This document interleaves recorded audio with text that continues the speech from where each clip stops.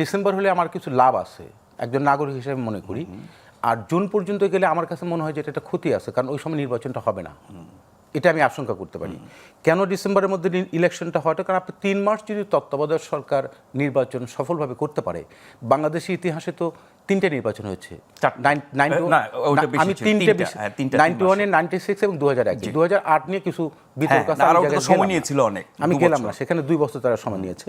তাহলে 3টে নির্বাচনে রাজনৈতিক দলগুলো সন্তুষ্ট হয় নাই, কেউ বলছে সূক্ষ্ম কারচুপি, কেউ বলছে স্থূল কারচুপি।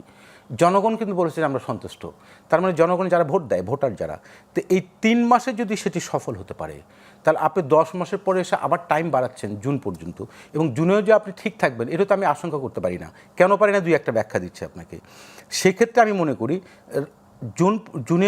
ডিসেম্বর এবং জুনে টাইম দিয়েছেন কিন্তু প্রধান উপদেষ্টা নিজে, এবং ডিসেম্বরের উপর বেশি গুরুত্ব দিয়েছেন।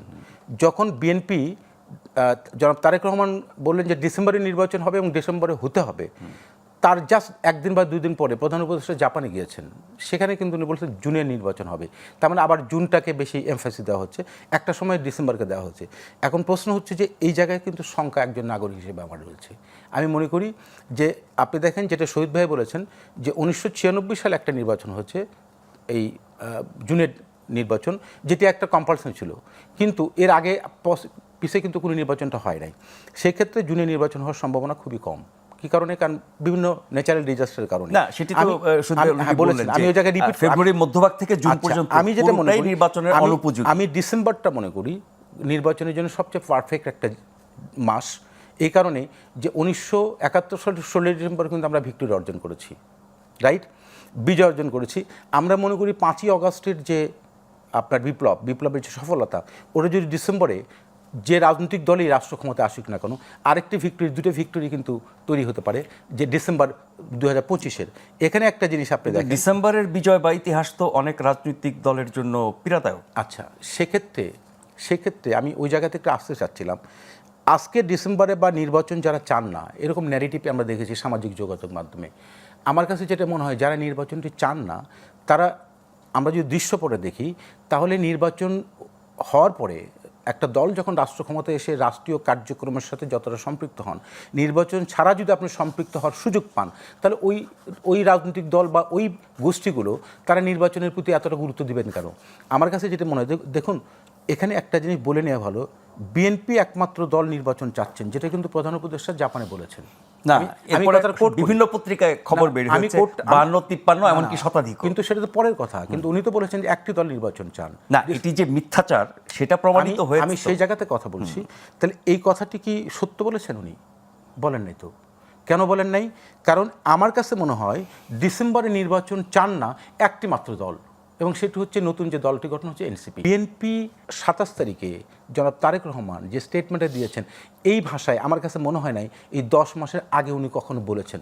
তার মানে একটা বৃহৎ রাজনৈতিক দল হিসেবে এই সরকারকে কিন্তু তারা প্রথম থেকেই সমর্থন জানিয়েছেন, এবং তারা এটাও বলেছেন যে এই সরকার যদি ব্যর্থ হয় তাহলে আলটিমেটলি বাংলাদেশ ব্যর্থ হবে, সুতরাং এই সরকারকে ব্যর্থ করা যাবে না, এটাকে সফল করতে হবে। ডে 1 থেকে তারা সমর্থন জানিয়েছে।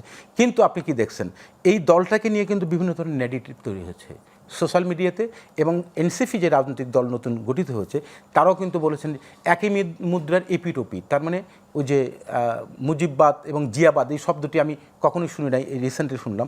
এই কথাগুলোর অর্থ হচ্ছে যে নির্বাচন নিয়ে যে এক ধরনের আপনার তালবাহানা, এটা কিন্তু জনমনে একটা শঙ্কা তৈরি করেছে। সুতরাং আমি ব্যক্তিগতভাবে মনে করি যে প্রফেসর ইউনূস উনি একজন গ্রহণযোগ্য মানুষ হিসেবে দায়িত্ব গ্রহণ করেছেন, এবং আমার ধারণা উনি নিশ্চয়ই ওই জায়গা থেকে সরবেন না, ওনার যে স্ট্যান্ড। কিন্তু এই উপদেষ্টা পরিষদের ভিতরে যে আপনার পক্ষ বিপক্ষ আছে, এটা কিন্তু এখন খুবই প্যান্ডোরা বাক্স ওপেন হয়ে গেছে, কেউ চান কেউ চান না। কিন্তু দিন শেষে আপনাকে যে জিনিসটি চিন্তা করতে হবে, বাংলাদেশের মানুষ কি চান। বলেন যে বাংলাদেশের মানুষ চাচ্ছেন না, তাহলে আপনি নির্বাচন দেন। যেটি শহীদ ভাই বলেছে, আমি এক জায়গায় আসি, আপনি সংস্কার এবং বিচার এটিকে একটা জায়গায় রাখেন। বিচারের কার্য চলবে, সংস্কারও চলমান প্রক্রিয়া চলবে, কিন্তু নির্বাচনকে আপনি ফার্স্ট প্রায়োরিটি দিতে হবে। কি কারণে?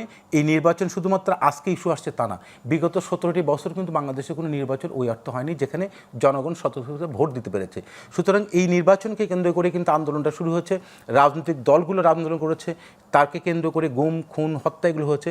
এবং দুর্ভাগ্যজনকভাবে আমি এই কথাটা বলতে দ্বিধাবোধ করব না যে বিএনপির মতো একটা রাজনৈতিক এবং তার যে অঙ্গ সংগঠনগুলো তারা কিন্তু ওই প্ল্যাটফর্মে থেকে আন্দোলন করেছে, ওই প্ল্যাটফর্মে আন্দোলন করতে গুম হয়েছে, ওই প্ল্যাটফর্মে আন্দোলন করতে গিয়ে তারা খুন হয়েছে, ওই প্ল্যাটফর্মে আন্দোলন করে তারা 60 লক্ষ মানে মামলাও খেয়েছে।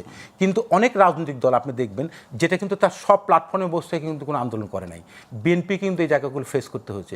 সুতরাং আজকে এসে যদি কেউ মনে করে যে বিএনপি নির্বাচন চাচ্ছে, বিএনপি তো বলে নাই, আমি আরেকটা টক শোতে বলেছি যে আপনি ক্ষমতা ছেড়ে দেন আমরা গিয়ে বলবো, তা তো বলে নাই।